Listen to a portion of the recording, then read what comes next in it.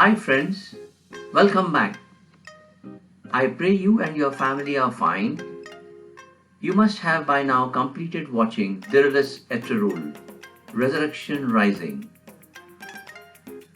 For those who have completed, it is time to pay tribute to the most honorable philanthropist with regard to justice and freedom in the history of Turkey, Ertuğrul Ghazi, his family and the Alps. So let's journey. Before you visit the tomb and graves, let me recap you. After the death of Ertuğrul Ghazi, father of the founder of the Ottoman Empire, his tomb became a spiritual destination for Karaçiçeli district in Kırıkkale province in central Anatolia. The tomb is visited by many people and some annual festivities are also held there. The Gaza spirit among the Turkmen at the time was kept alive by the Jermiyanid, Mentese, Karasid, Hamidi and Sarukhanid principalities in western Anatolia and by the Shobanid Beylik in the Black Sea region. Having become very old, Ertuğrul Ghazi willed the leadership of the clan to his son Osman Ghazi. He was said to be over 90 when he died in 1281. Ertuğrul Ghazi was buried near Sogod.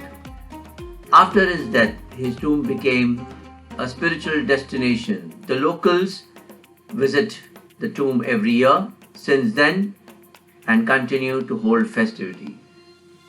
Abdul Hamid II restored Ertuğrul Ghazi's tomb along with other graves and monuments belonging to the founders of the Ottoman Empire. He facilitated the Karaköseli client's annual visit to the Ertuğrul Ghazi's tomb and built an inn there for their accommodation. In this period, Karaköseli's visit to the tomb was called Ertuğrul Ghazi Commemoration. It is recorded that the Karaköseli clan has a large population to inhabit 32 villages around Eskişehir, a central Anatolian province. The Kai clan is spread wide in many villages such as the Sogod, the Eskişehir, Kütahya and the surrounding regions.